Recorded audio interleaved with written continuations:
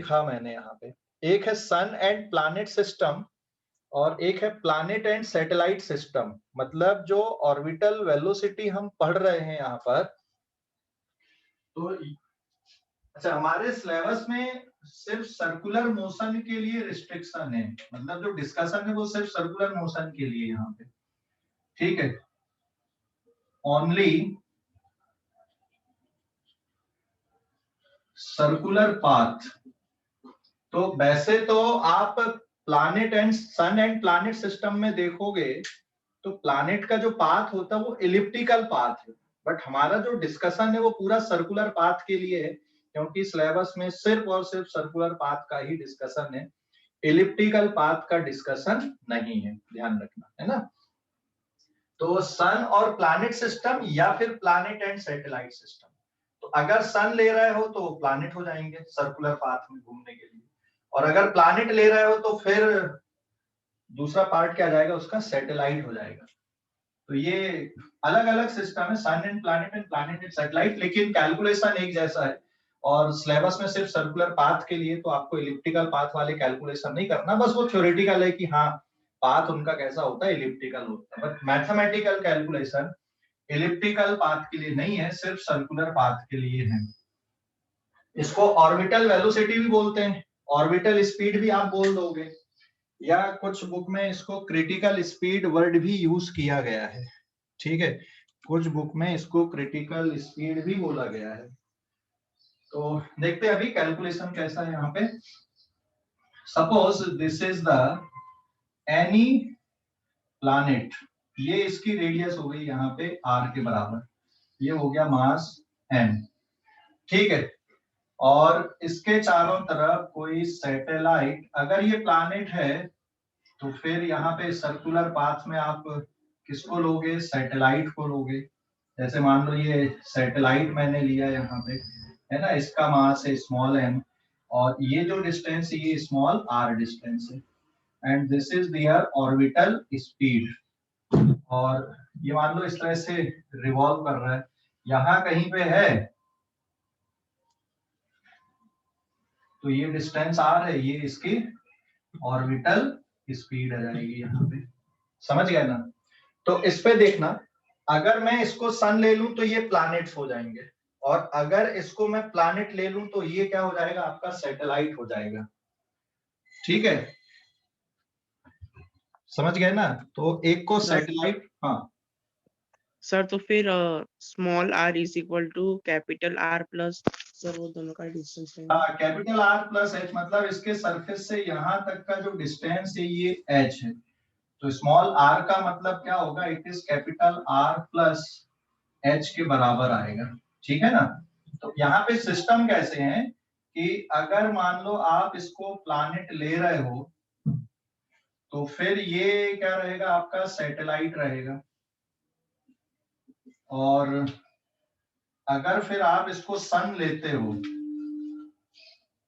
तो फिर यहाँ पे क्या बन जाएगा, ये फिर प्लैनेट हो जाएगा। तो सिस्टम ऐसा आपको लेना है, प्लैनेट है तो सैटेलाइट, और सन है तो फिर प्लैनेट, ठीक है। तो जब भी कोई मोशन सर्कुलर पाथ में होता है, जब भी कोई मोशन सर्कुलर पाथ में होता है, ये जो पाथ मैंने यहाँ पे ड्रॉ किया ये सर्कुलर पाथ है बेटा, हाँ। जब भी कोई मोशन सर्कुलर पाथ में होता है तो सर्कुलर पाथ में घूमने के लिए क्या चाहिए, ये सर्कुलर पाथ है इसका। सर्कुलर पाथ में अगर कोई ऑब्जेक्ट घूम रहा है तो उसको नेसेसरी क्या चाहिए, सेंट्रीपिटल फोर्स चाहिए। तो यहाँ पे सेंट्रीपिटल फोर्स किससे प्रोवाइड हो रहा है, कौन सा फोर्स इसको सेंट्रीपिटल फोर्स प्रोवाइड करा रहा है, बताओ जरा।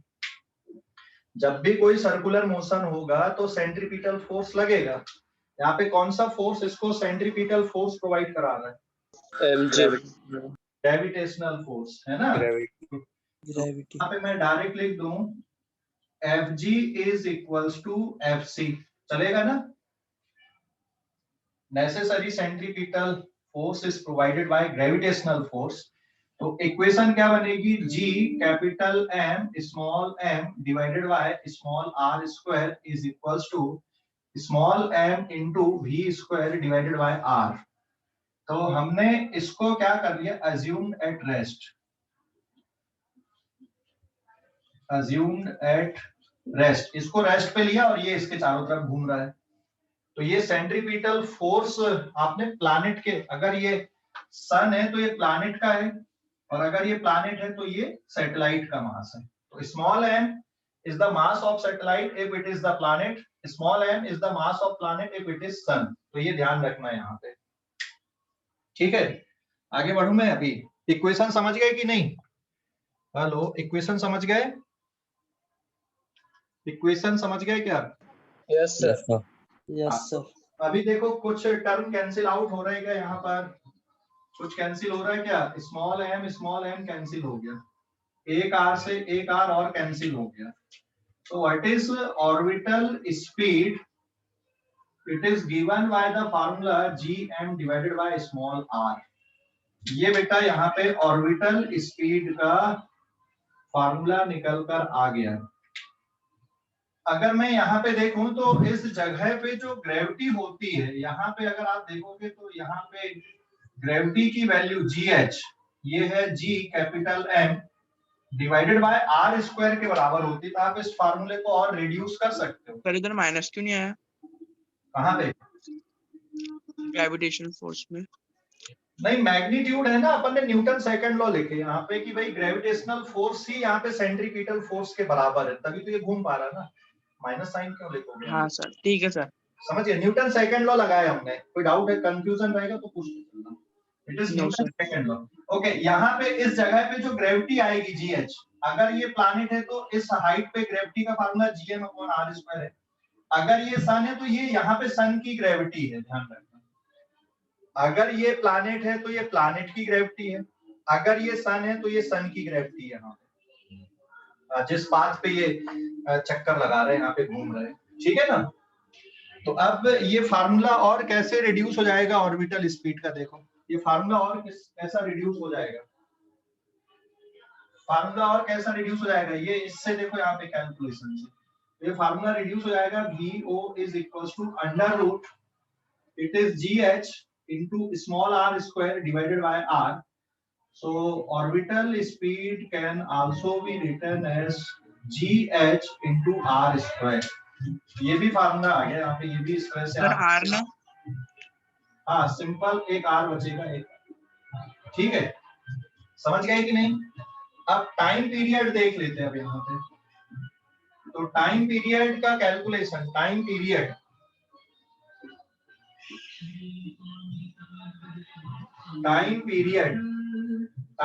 मतलब time taken to complete one round, time taken to complete one round. एक राउंड को कंप्लीट करने में कितना टाइम लगेगा, फार्मूला आ जाएगा।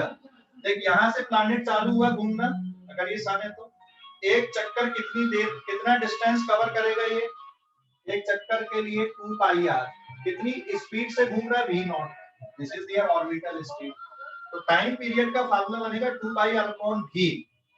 इसमें कुछ नहीं किया हमने, सिंपल सा लॉजिक लगाया, स्पीड और डिस्टेंस वाला फार्मूला लगा दिया, डिस्टेंस अपॉन स्पीड।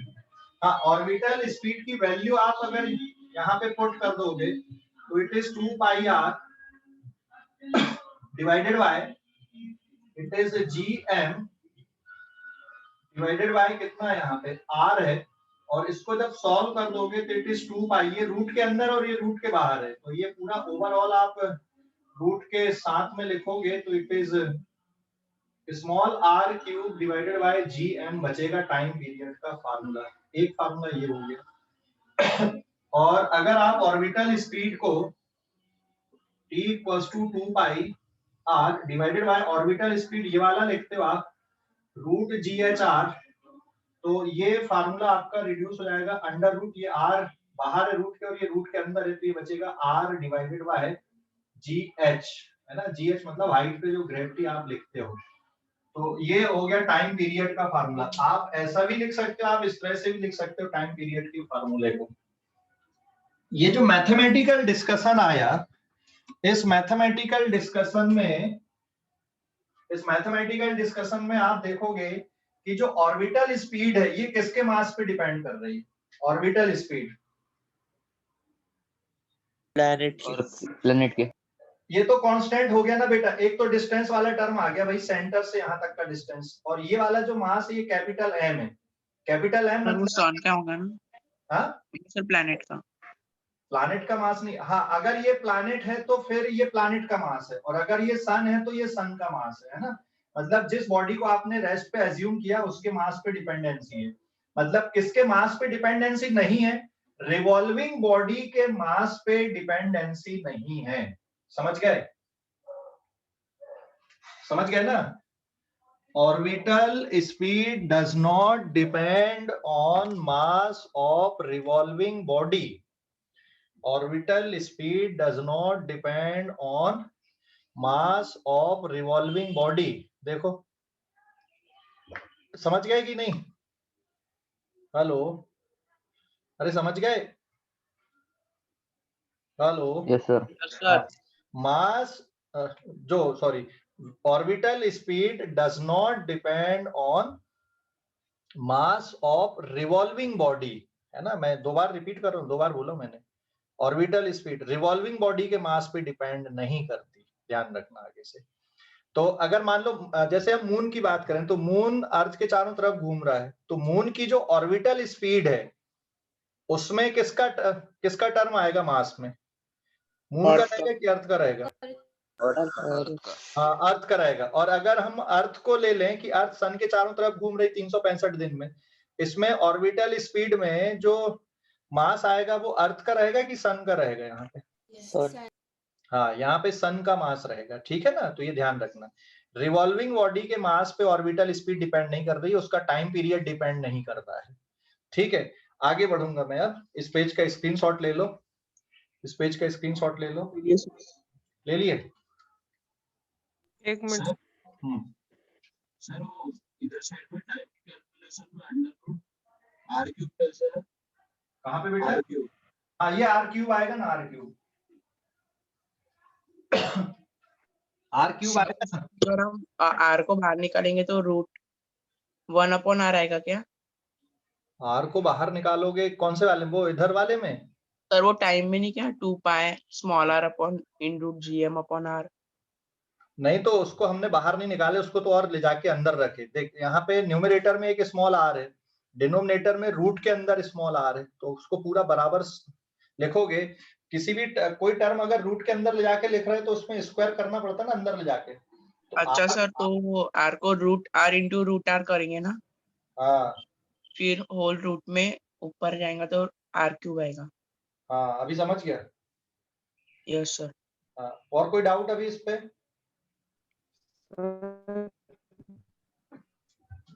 ऋषभ आवाज नहीं आ रही बराबर। Hello sir. हाँ बोलो ऋषभ। सर जैसे अगर कोई एस्टेरॉइड पास कर रहा है तो अर्थ की ग्रेविटी उसको अपने तरफ खींच लेती है, वैसे ही अगर सैटेलाइट रिवॉल्व कर रहा है तो सैटेलाइट को अर्थ क्यों नहीं खींच लेती अपने अंदर? बेटा वो खींच रही है कंटिन्यूअसली, है ना, लेकिन दिक्कत ये है कि वो पहुंच ही नहीं पा रहा अर्थ के पास में। अभी आगे बताऊंगा ना कि क्यों ऐसा होता है, ठीक है। ये ऐसा नहीं है, ये बिल्कुल वैसी कहानी हो गई जैसे आप पत्थर को बांध के घुमाओ, एक स्पीड को अगर मेंटेन रखोगे तो वो कभी पास में आएगा क्या? उसी वहीं पे घूमता रहेगा वो उसी जगह पे, समझ गए? तो इसके पास वेलोसिटी रहती है इसलिए वो नहीं होता ना फ्री फॉल। हाँ इसके पास ये वेलोसिटी इतनी है कि वो फ्री फॉल होने की कोशिश कर रहा है लेकिन अर्थ तक पहुंच ही नहीं पा रहा वहां। ये फ्री फॉल है, ये भी फ्री फॉल का केस है, बट ये अर्थ तक नहीं पहुंच पा रहा है क्योंकि इसकी स्पीड इतनी ज्यादा है कि वो अर्थ तक नहीं पहुंच पा रहा। अगर स्पीड कम रहती इसकी ऑर्बिटल स्पीड से, एक मिनिमम स्पीड का रिक्वायरमेंट है, ठीक है। जैसे हम किसी सैटेलाइट को भेजते हैं ना, जब भी हम किसी सैटेलाइट को लॉन्च करते हैं, जैसे ये अर्थ है मान ले, हम जब सैटेलाइट लॉन्च करते हैं, जैसे यहाँ से रॉकेट से हमने सैटेलाइट भेजा, ये ऐसा है ना, या इस तरह से सैटेलाइट जब हम भेजते हैं तो ये ऐसा ले जाके छोड़ते बस नहीं, क्योंकि सिर्फ छोड़ दोगे तो वापस आ जाएगा, ये अर्थ पे गिर जाएगा ऐसा कुछ। तो यहाँ पे भेजने के बाद उसको ऑर्बिटल स्पीड प्रोवाइड कराई जाती है, और एक निश्चित स्पीड देने के बाद फिर छोड़ दिया जाता है, तो फिर वो कंटिन्यूअसली घूमने लगता है, ठीक है। अर्थ तक नहीं पहुंच पाता, वो फ्री फॉल में है हमेशा लेकिन अर्थ तक नहीं पहुंच पा रहा है, क्योंकि एक तो हाइट ज्यादा है, हाइट ज्यादा होने के कारण ये प्रोजेक्टाइल मोशन जैसा केस बन रहा है लेकिन वो अर्थ सरफेस तक पहुंच ही नहीं पाता और कंटिन्यूअसली क्या हो रहा है वहां पे, उसमें राउंड होने लगते। ये समझ गए? हेलो, समझ गए? हाँ सर। हाँ, फ्री फॉल है, ये भी फ्री फॉल है, लेकिन अर्थ का भी फ्री फॉल है सन की तरफ। मतलब अर्थ भी फ्री फॉलिंग कंडीशन में है सन के लिए, लेकिन सन तक पहुंच ही नहीं पाती, है ना। अर्थ भी फ्री फॉलिंग है सन के लिए, मून भी फ्री फॉलिंग है अर्थ के लिए, लेकिन अर्थ सरफेस तक पहुंच ही नहीं पाते क्योंकि स्पीड एक क्रिटिकल स्पीड इनको मिली हुई है जिससे कंटिन्यूअसली रिवॉल्व कर पा रहे हैं। सर हाँ, सर आज फिजिक्स की डाउट क्लास रहेगी ना? आएगी ना सामने। ओके, आगे बढ़ते हैं अपन, अगले पेज पे आऊं मैं, इस पेज को मिटा दूं, अब स्पेशल केस देखते हैं अपन। मिटा दूं इस पेज को, स्क्रीनशॉट ले लो। Yes sir. Now this is page number 2। अब इसमें स्पेशल केस ये है कि अगर कोई सैटेलाइट अर्थ सरफेस के बहुत पास में घूम रहा है तो उसकी ऑर्बिटल स्पीड कितनी होगी, और ये जो कैलकुलेशन,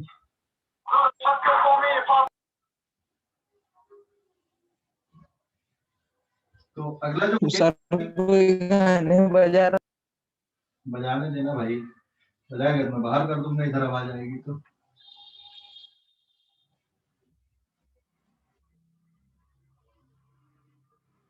ठीक है, देखो अभी नेक्स्ट है इसमें पेज नंबर 2 पे स्पेशल केस।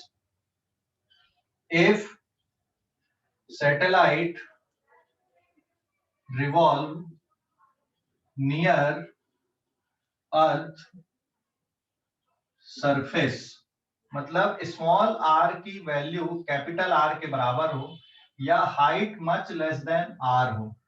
तो ये एक स्पेशल केस है कि अगर कोई सैटेलाइट अर्थ सरफेस के बहुत पास में घूम रहा है ना, तो इसके लिए कुछ स्पेशल कैलकुलेशन है, ये सेंटर हो गया।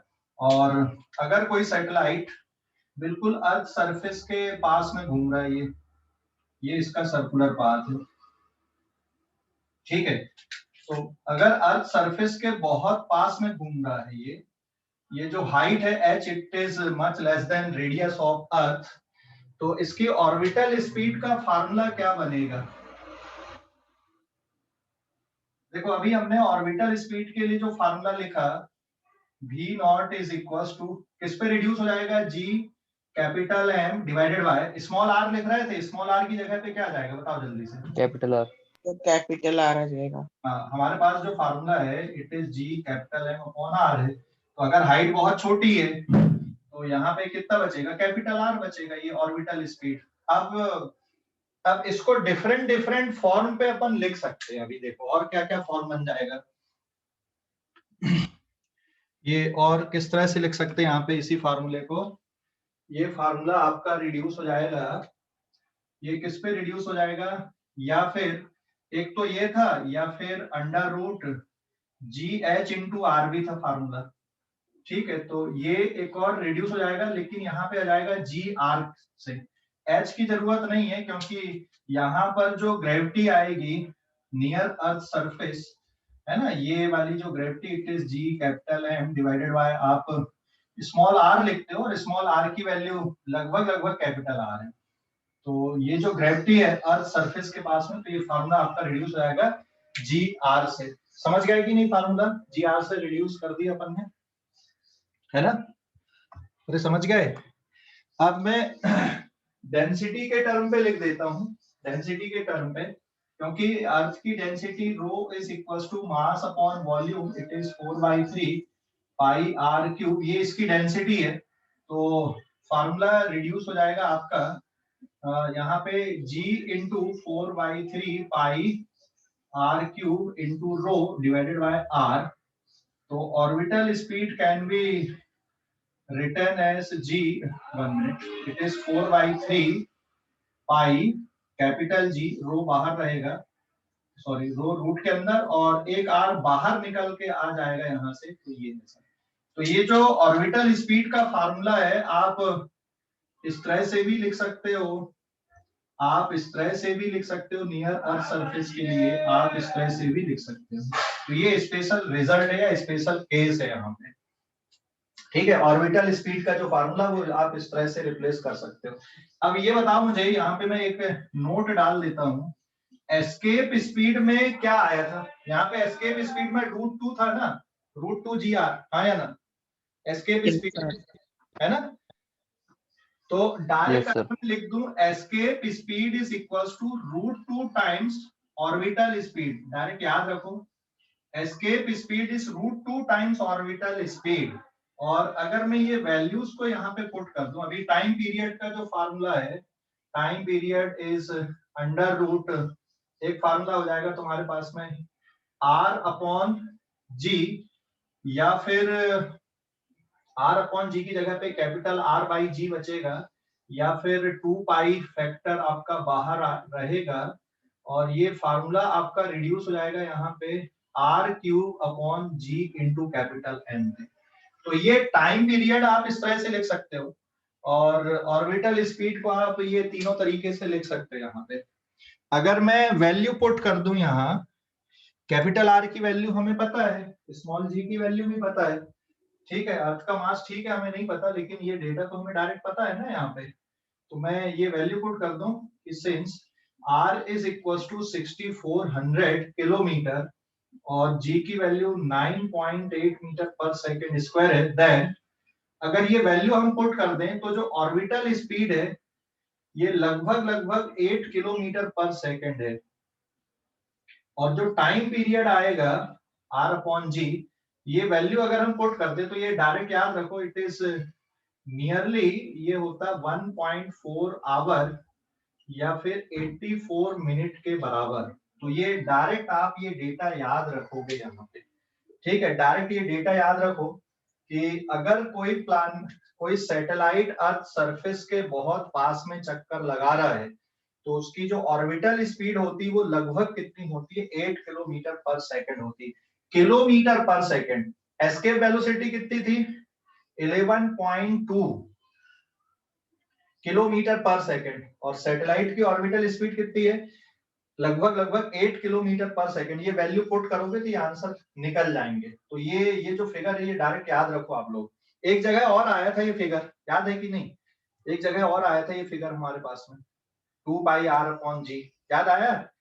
जब हम वेरिएशन इन ग्रेविटी पढ़ रहे थे ड्यू टू रोटेशन के कारण, तो हाँ, सर।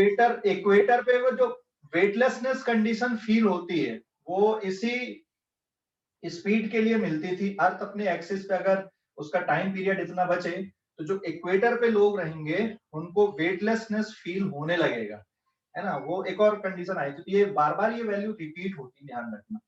तो अगर हम ये वैल्यूज को यहाँ पे पुट कर दें तो इस सैटेलाइट की जो ऑर्बिटल स्पीड है वो लगभग कितनी आएगी? 8 किलोमीटर पर सेकंड के आसपास आएगी, और ये जो टाइम पीरियड आएगा इट इज 1.4 आवर के आसपास रहेगा। समझ गए? कोई डाउट बेटा यहाँ पे इस डिस्कशन पे? सर ये 2 पार्टिकल सिस्टम है तो फिर orbital velocity in root G M into small M आएगा ना? क्या sir G M upon R है तो G M into small M upon R आएगा ना? G M upon small R? No sir, G M into small M upon capital R. क्यों? लेकिन वो तो कैंसिल हो गया ना, अपन ने अभी तो डेरिवेशन किए थे ना। Gravitational force is equals to centripetal force, gravitational force G capital M small m divided by r square, क्योंकि ये जो डिस्टेंस है स्मॉल r, ये वैल्यू लगभग इसके बराबर है, मतलब हाइट अगर बहुत कम है तो हाँ सर, ठीक है। सेंट्रीपिटल फोर्स हो जाएगा आपका mv square divided by r। समझ गया? Yes sir. समझ गया कि नहीं? Yes sir. फिर सीधा लिख दे, और ये यहाँ से ऑर्बिटल स्पीड निकल जाती, टाइम पीरियड निकालने के लिए 2 पाई r divided by orbital speed कर दो, बस इतनी तो है कैलकुलेशन। तो इसको हमने अलग-अलग तरीके से लिखे। तो कोई प्लैनेट कोई सैटेलाइट अगर अर्थ सरफेस के बहुत पास में घूम रहा है तो ये उसकी ऑर्बिटल स्पीड है, और ये जो इक्वेशंस है इसमें रिड्यूस हो जाएंगे ऐसी, है ना? समझ गए? क्लियर हो गया अभी कि कोई डाउट है इस पे? हेलो, क्लियर हो नो गया? सर। डाउट है? नहीं है? No sir, no doubt. Okay, screenshot लो इस पेज का, आगे बढ़ेंगे अपन। स्क्रीनशॉट ले लो, स्क्रीनशॉट ले लो इस पेज का। सर हाँ बोलो। सर इसमें सेंट्रीफ्यूगल फोर्स भी लगेगा ना सैटेलाइट पे? नहीं ना बेटा, या तो सेंट्रीपिटल लिखोगे या सेंट्रीफ्यूगल लिखोगे। हम इसको कहाँ से ऑब्जर्व कर रहे हैं? बाहर से ऑब्जर्व कर रहे हैं, मतलब अर्थ के बाहर से। हम अर्थ का पार्ट नहीं है यहाँ पे, है ना। ये जो कैलकुलेशन की, अगर मान लो हम अर्थ पे बैठ के सिचुएशन करते तो फिर हम सेंट्रीफ्यूगल फोर्स लिखते कि भाई अर्थ उस प्लानेट को अपनी तरफ खींच रही है और प्लानेट पे लगने वाला सेंट्रीफ्यूगल फोर्स ने उसको बैलेंस करके रखा है। ठीक है, हम इसको कहाँ से ऑब्जर्व कर रहे हैं? बाहर से ऑब्जर्व कर रहे हैं। सर हाँ बोलो। सर ये न्यूमेरिकल डेटा एक बार बताना। ये वाली वैल्यू, हाँ सर। देख यहाँ पे क्या करना है, जी की वैल्यू ये वाले फार्मूले में 9.8 पुट करना, और अर्थ की रेडियस 6400 किलोमीटर, मतलब ये आएगा आपका 6.4 इंटू 10⁻6 मीटर। इसको लगभग 10 पुट कर लेना, तो ये लगभग 10 मीटर पर सेकेंड।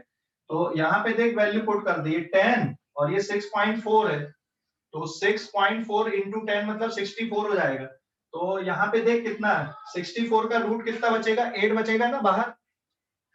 हाँ सर। अभी समझ गया? इसलिए वो आंसर आपका ऑर्बिटल स्पीड का कितना दिख रहा है वहां पे, 8 किलोमीटर पर सेकंड के आसपास दिख रहा है। ठीक है, हाँ 9.8 लोगे तो थोड़ा सा कम आएगा, लेकिन 10 लेके करोगे तो एग्जैक्टली 8 किलोमीटर पर सेकंड दिखेगा। समझ गए? Yes sir. क्लियर हो गया ये? अभी कोई डाउट है इस पे?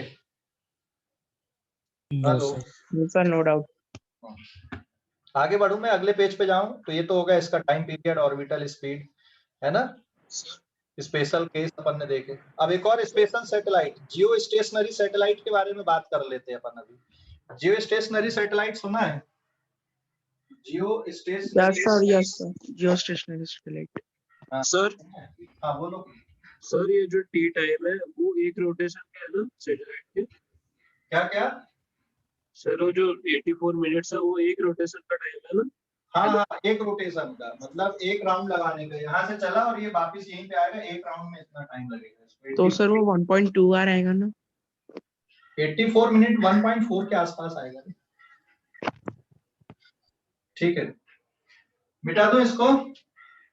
देख 90 मिनट 1.5 बनेगा ना, 90 से कम है। 1.2 कैसे? 60 मिनट का एक आवर हो गया ना। ठीक है, मिटा दो इसको। अभी आगे बढ़ू मैं, अगले कॉन्सेप्ट पे आता हूँ, जियो स्टेशनरी सैटेलाइट के बारे में। ठीक है,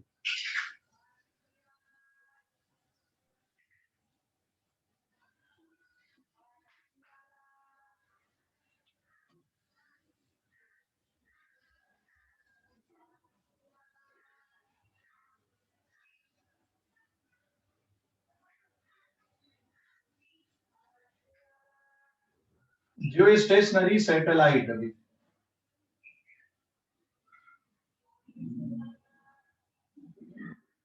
now this is page number 3, geostationary satellite। geostationary satellite, बताओ भाई जियो स्टेशनरी का मतलब क्या है? जियो स्टेशनरी का मतलब सुना कि नहीं? जियो स्टेशनरी सैटेलाइट सर सुनिए ना। हाँ सुने ना सर मतलब भूल गए सर उसको मैंने। अच्छा कोई बात नहीं, भूल गया तो। अभी अपना जो कम्युनिकेशन पॉसिबल हो रहा है, मैं यहाँ से घर से बैठ के क्लास ले रहा हूँ, तुम लोग अपने घर पे बैठ के पढ़ रहे हो, ये कौन से सैटेलाइट के कारण पॉसिबल है? जियो स्टेशनरी। हाँ, ये कम्युनिकेशन सैटेलाइट या जियो स्टेशनरी सैटेलाइट के कारण ही तो पॉसिबल है ये। देख इसमें नाम से ही क्लियरिटी आ रही है इसकी। देख नाम क्या लिखा है? जियो स्टेशनरी। जियो मतलब अर्थ। जियो की सिम। जियो की सिम नहीं कहते, वो जे है, वो जियो नहीं है।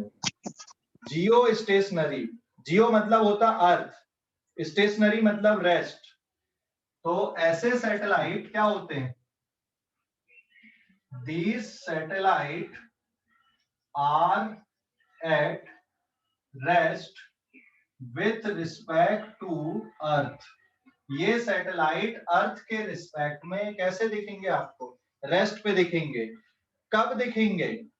इनका जो ऑर्बिटल टाइम पीरियड है, these satellite are at rest with respect to Earth since their time period is 24 hour. It is same as rotation time period of Earth, same as rotation time period of Earth. अर्थ के rotation time period के बराबर होने के कारण ये हमेशा कैसे दिखते हैं? हमको रेस्ट पे दिखते हैं। ठीक है, geostationary satellite, these satellite are at rest with respect to Earth. इनका जो टाइम पीरियड है ये अर्थ के रोटेशन के बराबर है ना? और ये कौन से प्लेन पे घूमते हैं? अगर मैं यहाँ पे इनके प्लेन की बात करूं तो suppose this is the earth, और अर्थ का ये नॉर्थ पोल, ये साउथ पोल।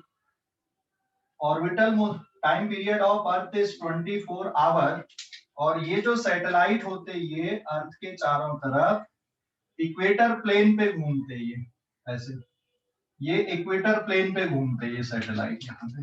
ठीक है, ये सैटेलाइट हो गया। तो ये जो सैटेलाइट होते ये कौन से प्लेन पे घूमते? यहाँ पे these are revolving in equator plane, equator plane पे ये घूमते, और इनका टाइम पीरियड भी कितना होता है घूमने का? 24 आवर होता है। जो अर्थ अपने एक्सिस पे 24 आवर में घूमती, ये भी 24 आवर में अर्थ का एक चक्कर लगाते हैं। इसलिए आपको ये अर्थ के रिस्पेक्ट में कैसे दिखते हैं? रेस्ट पे दिखेंगे। इसलिए अर्थ के रिस्पेक्ट में ये रेस्ट पे दिखते हैं। ठीक है, और यहाँ पे अगर मैं डायग्राम इस तरह से लूं, इसका क्रॉस सेक्शनल व्यू, तो ये अर्थ लिया मैंने और ये सैटेलाइट हो गए यहाँ पे, है ना? तो यहां से लेकर यहां तक ये आ जाएगी इसकी ऑर्बिटल स्पीड, ये हाइट हो गई, ये अर्थ की रेडियस, ये मास, और अर्थ का जो रेवोल्यूशन टाइम पीरियड है T not, this is time period of earth T not, और इनका जो टाइम पीरियड है ये भी 24 आवर है अर्थ के चारों तरफ घूमने का। तो अर्थ अपने एक्सिस पे टी नॉट से रोटेट हो रही, और ये भी टी टाइम पीरियड 24 आवर से रोटेट होते। तो ये वाला जो व्यू है थोड़ा अलग व्यू है, यहाँ पे डायग्राम बनाया जो मैंने दूसरा वाला, है ना? तो ये भी अर्थ के चारों तरफ उतने ही टाइम पे एक राउंड में घूम जाते, मतलब अर्थ अपने एक्सिस पे 24 आवर में घूमती और ये भी उतनी देर में घूम जाती, ये भी 24 आवर है और इनके घूमने का टाइम भी 24 आवर है। इसलिए हमको ये अर्थ के रिस्पेक्ट में हमेशा रेस्ट पे देखेंगे। थोड़ा सा और एक्सप्लेनेशन समझ ले, ये अर्थ है मान ले, है ना? समझ गया? अर्थ अपने एक्सिस पे रोटेट हो रही है ना ऐसे, अरे समझ गया? ये लैटिट्यूड लाइन है और ये इक्वेटर लाइन है, ये वाली जो बीच में बना दिया मैंने, है ना? अरे भाई समझ गए? Yes sir, yes sir. हाँ, अब मान लो हमने किसी सैटेलाइट को भेजा,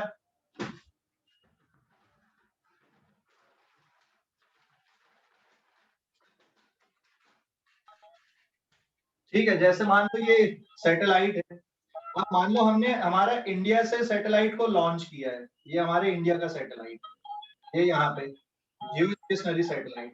तो अर्थ अपने एक्सिस पे रोटेट हो रही है और ये भी जैसे अभी अर्थ की जो सॉरी हमारे इंडिया की जो पोजीशन हम मान लो बाहर से ऑब्जर्व कर रहे हैं, तो ये इंडिया की पोजीशन हमको कब देखेगी यहीं पे, कितनी देर बाद? 24 आवर 24 आवर बाद यहीं पे आ जाएगी अर्थ वापस इसी जगह पे। अगर हम इसको वॉच कर रहे हैं कि बाहर से वॉच कर रहे हैं, हम बाहर से ऑब्जर्व कर रहे हैं, तो इंडिया की जो पोजीशन है इसी जगह पे दोबारा 24 आवर पे दिखेगी। बराबर है? समझ गए ना? यहाँ पे दोबारा आपको ये इंडिया की पोजीशन 24 आवर में दिखेगी। तो ये जो जियो स्टेशनरी सैटेलाइट होते हैं, इनको इस तरह से एडजस्ट करते, इनकी हाइट ऐसी एडजस्ट करते, इनका टाइम पीरियड 24 आवर होता है कि हमने मान लो हमारे इंडिया का सैटेलाइट भेजे ऐसा, तो अब ये अर्थ अपने एक्सिस पे रोटेट हो रही है और ये भी घूम रहा है वैसे ही। तो हमें क्या लगेगा कि यार ये तो मेरे साथ साथ ही चल रहा है, मतलब मुझे तो रेस्ट ही दिखेगा ये हमेशा ऐसा। समझ गए कि नहीं? हाँ सर। समझ गए?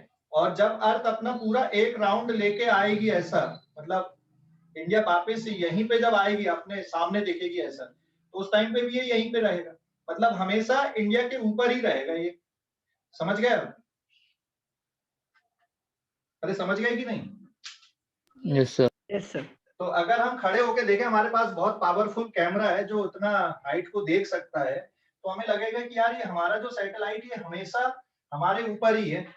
और ये वाला जो व्यू है वो इस तरह का व्यू है, ऐसा ये अर्थ अपने एक्सिस पे ऐसा रोटेट हो रही, ये वाला व्यू ऐसा, ये ऐसा रोटेशन वाला व्यू है ये, और ये वाला व्यू ऐसा है ना, ये अर्थ अपने एक्सिस पे ऐसे रोटेट हो रही, मतलब नॉर्थ पोल और साउथ पोल ऐसा पेज पे, तो ये व्यू इस तरह से है, ऐसा है ना।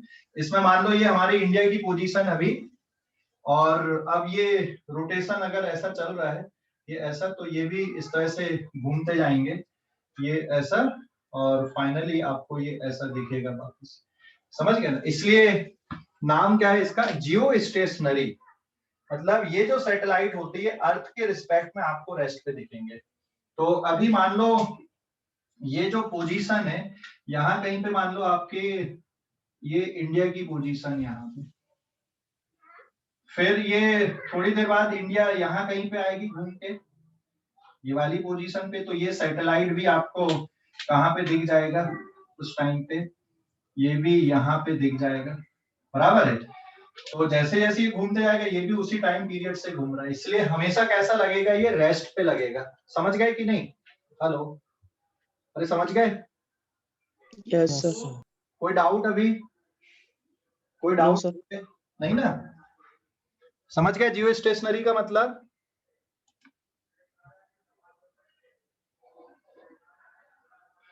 हाँ, दूसरे कंट्री के सैटेलाइट हमारी कंट्री से क्यों नहीं टकराते उसका जवाब बाद में अपन देंगे, अभी ये समझ गया कॉन्सेप्ट। देख, हमने हमारे इंडिया का सैटेलाइट यहाँ भेजे बेटा, अब ये स्पेस इतना बड़ा है ना, यहाँ पे कितनी हाइट पे होते हैं अगर हम कैलकुलेशन देखें, तो टाइम पीरियड का जो कैलकुलेशन आएगा 2 pi under root r cube divided by g into capital M है। और मैं अगर ये वैल्यूज को पुट कर दूं यहाँ पे, इट इज, मैं ये वैल्यू अगर यहाँ पे पुट कर दूं, देखो small g is equal to g capital M upon r square, this is gravity on earth surface 9.8 metre per second square. Earth की रेडियस हो गई 6400 किलोमीटर। ये डेटा को मैं यहाँ पे पुट कर दूं क्योंकि ये टाइम पीरियड भी 24 आवर है, और अगर मैं इनको सॉल्व कर दूं यहाँ पे, तो ये जो डिस्टेंस आता है अर्थ के सेंटर से यहाँ तक का, ये लगभग 42,000 किलोमीटर का आता है, not metre, kilometre. And small r की value capital R plus h के बराबर है, तो इसको सॉल्व करोगे तो जो हाइट आएगी ये लगभग आएगी 36,000 किलोमीटर के आसपास। 36 किलोमीटर 1000, मतलब अर्थ सरफेस से कितनी हाइट पे ये 36,000 किलोमीटर हाइट है, not the metre, it is kilometre, ध्यान रखना। 36,000 किलोमीटर हाइट पे, इतनी हाइट पे अर्थ का एटमॉस्फेयर नहीं है। अर्थ का जो एटमॉस्फेयर है लगभग 500-600 किलोमीटर हाइट तक है ना।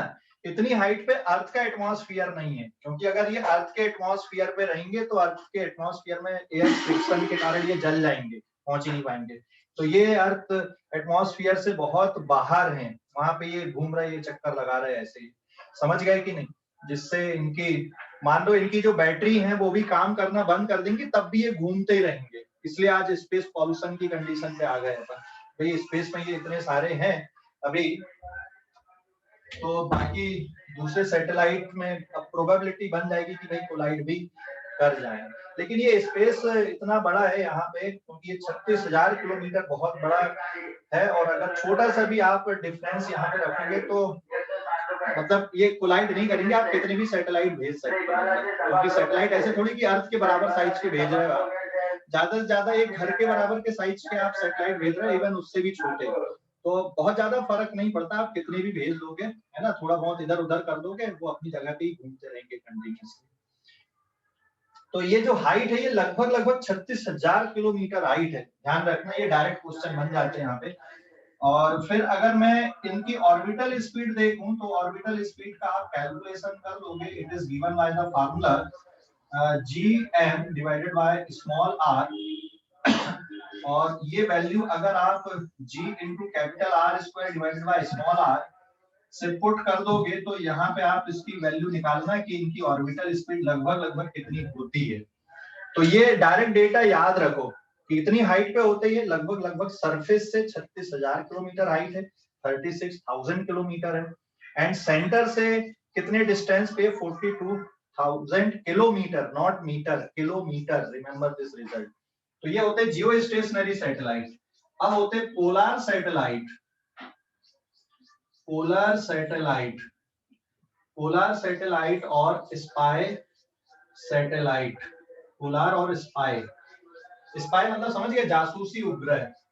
तो जो पोलर सैटेलाइट होते हैं ये अर्थ सरफेस के पास में चक्कर लगाते हैं। और ये कैसे चक्कर लगाते हैं, नॉर्थ पोल साउथ पोल।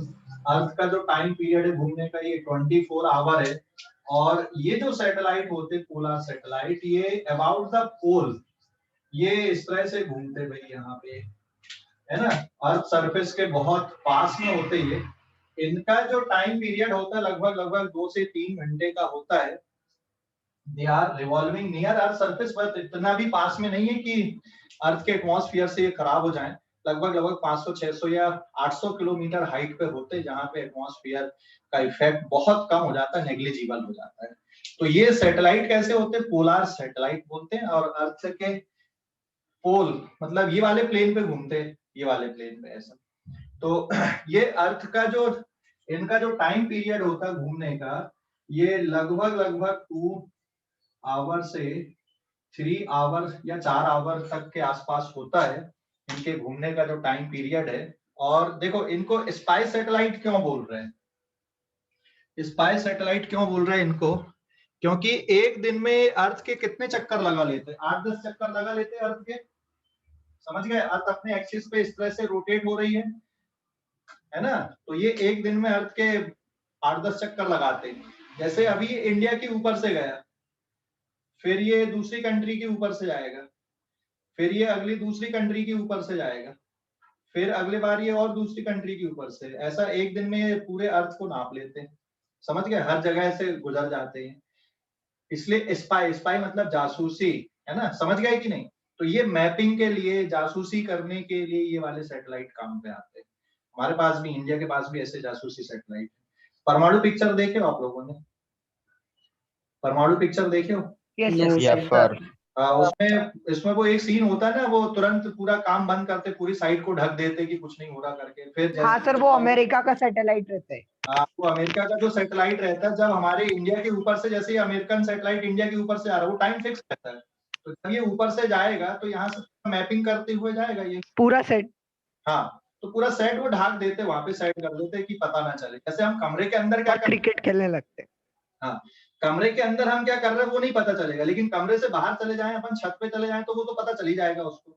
समझ गए, इवन इतने पावरफुल कैमरा होते हैं कि घड़ी में कितना टाइम बज रहा है ना, वो भी पता चल जाता है।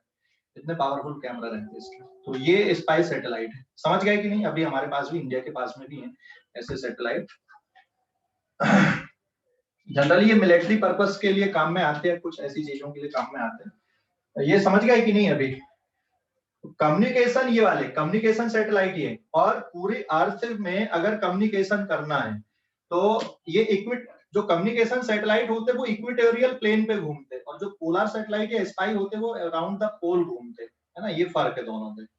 और जो कम्युनिकेशन सैटेलाइट है, कम से कम 3 कम्युनिकेशन सैटेलाइट चाहिए 120 डिग्री के एंगल पे, जिससे वो पूरे अर्थ पे सिग्नल भेज सकें। क्योंकि यहाँ पे सैटेलाइट है तो वो इधर पीछे सिग्नल नहीं भेज पाएंगे ना, है ना। तो कम से कम 3 120 डिग्री के एंगल पे कम से कम 3 आपको ये जियो स्टेशनरी सैटेलाइट चाहिए, जिससे पूरे अर्थ में सिग्नल को कवर कर सके।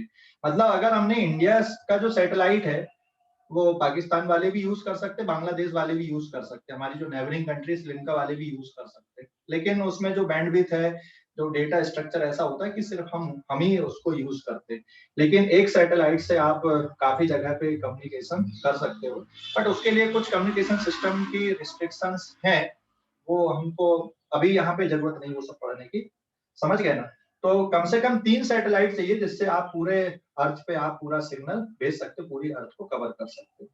तो this is polar satellite, this is Jio stationery satellite. समझ गए ना इनके बारे में बेसिक? Hello, yes sir.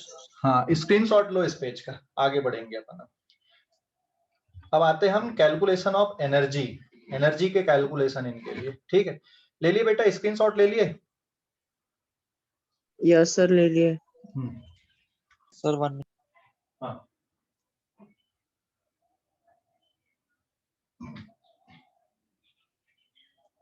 हो गया? Yes sir. Page number 4, energy of satellite.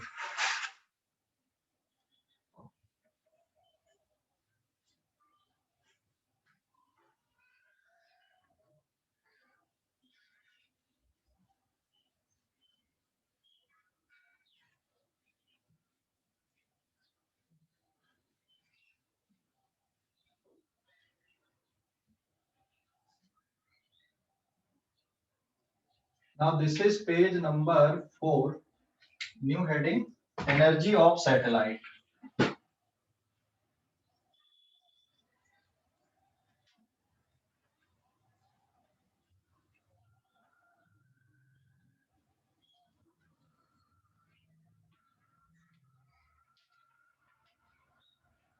Energy of satellite, next heading है।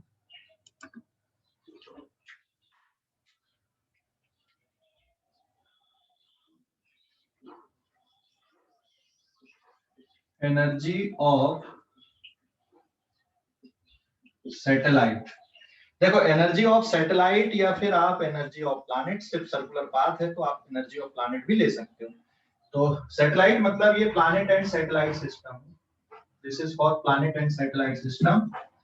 तो suppose this is any planet और इसके चारों तरफ ये सैटेलाइट यहाँ पे घूम रहा है, इसका मास m, रेडियस r, बट यहाँ से जो डिस्टेंस है ये स्मॉल r के बराबर है सेंटर से, ये इसकी रेडियस है। वैसे अब रेडियस का काम उतना आएगा नहीं। This is their orbital speed, ये सैटेलाइट इस तरह से यहाँ पे घूम रहा है। ठीक है, तो चलो देखते हैं कौन कौन सी एनर्जी आएगी। ऑर्बिटल स्पीड का फार्मूला क्या है आपके पास में? It is √gm divided by small r, इसका मास है स्मॉल m, और ये जो मास मैंने लिखा है यहाँ पे ये प्लैनेट का मास है, this is the mass of planet. चलो भाई बताओ अभी कौन कौन सी एनर्जी आएंगी यहाँ पे? एनर्जी ऑफ सैटेलाइट में कौन कौन सी एनर्जी रहेंगी? बताओ जल्दी से, सोचो। काइनेटिक एनर्जी रहेगी। हाँ, क्योंकि मोशन पे है तो कोई भी बॉडी अगर मोशन पे होती तो उसमें काइनेटिक एनर्जी आती है। तो सबसे फर्स्ट पॉइंट आ तो फिर पोटेंशियल एनर्जी भी रहेगी क्योंकि अर्थ रेस्ट काइनेटिक पर है। Energy formula half of small m into v square बराबर है काइनेटिक एनर्जी ऑफ सैटेलाइट। तो ये मास किसका मास है? ये सैटेलाइट का मास है ना। अब आप ऑर्बिटल स्पीड से रिप्लेस कर दो इसको, तो ये फार्मूला आपका रिड्यूस हो जाएगा half of small m into g capital M divided by small r।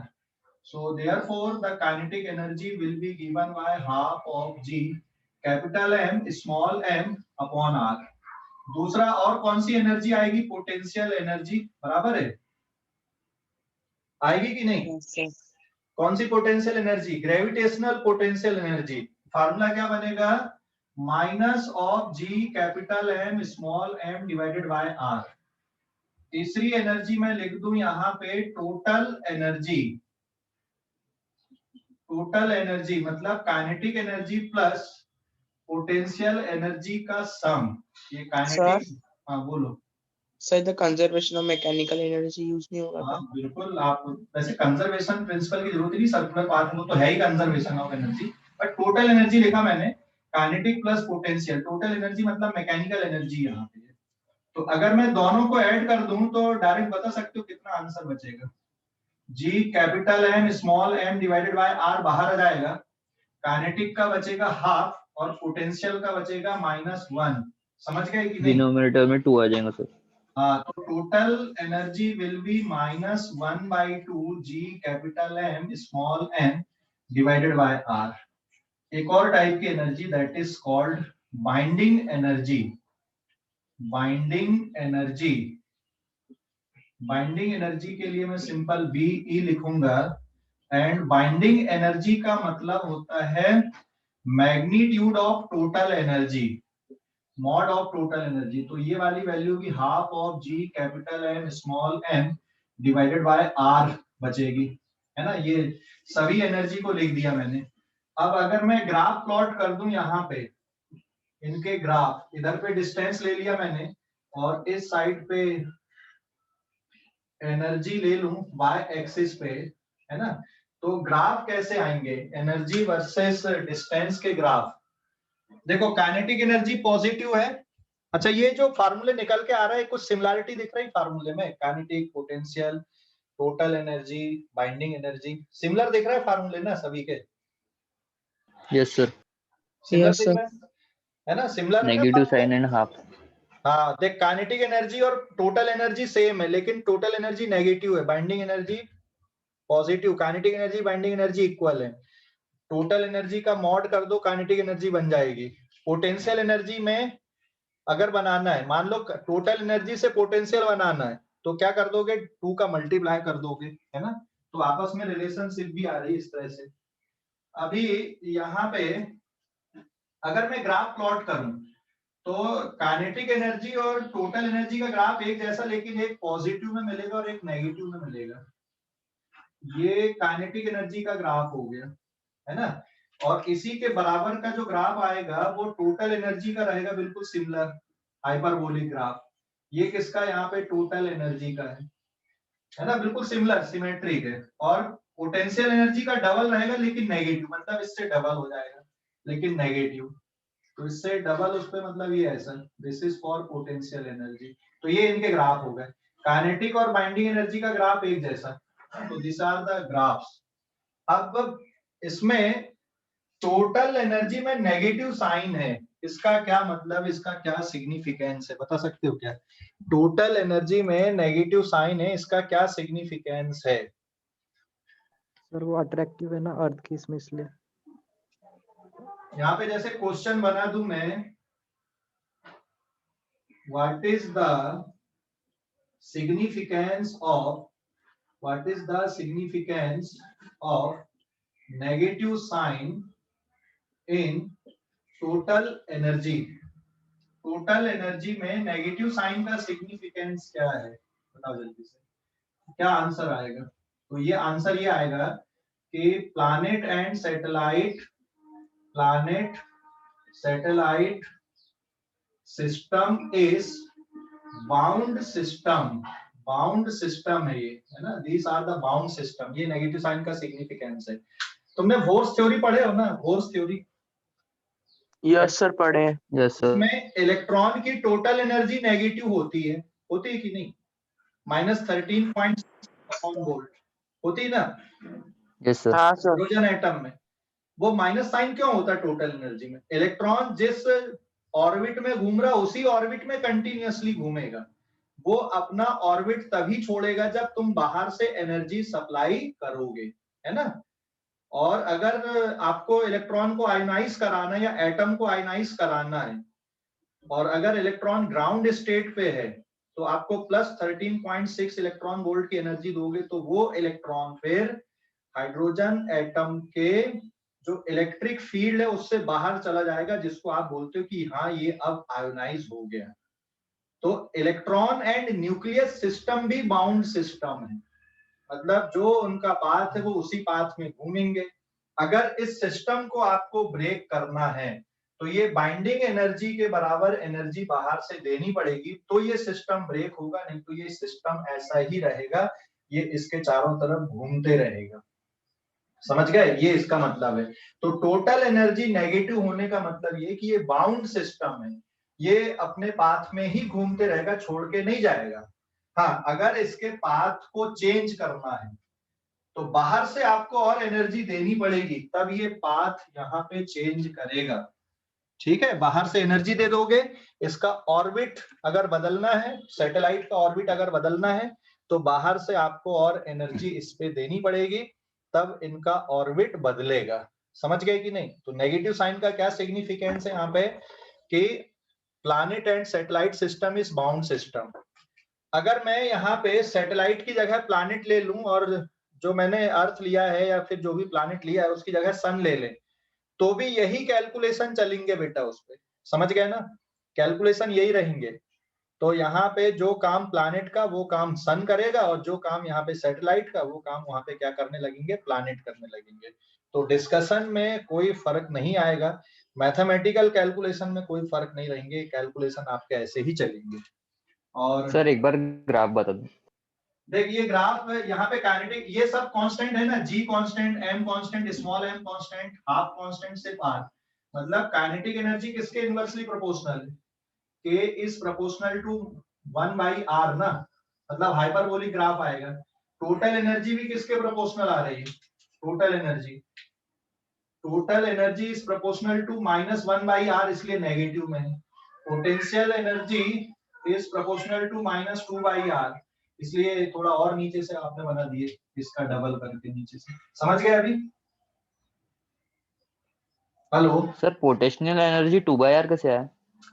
ये 2 फैक्टर लगाए ना, बाकी सब में तो ठीक था 2 फैक्टर, इसलिए पोटेंशियल एनर्जी में ये देख काइनेटिक का डबल बन रहा है ना, या फिर इसका डबल है ना ये।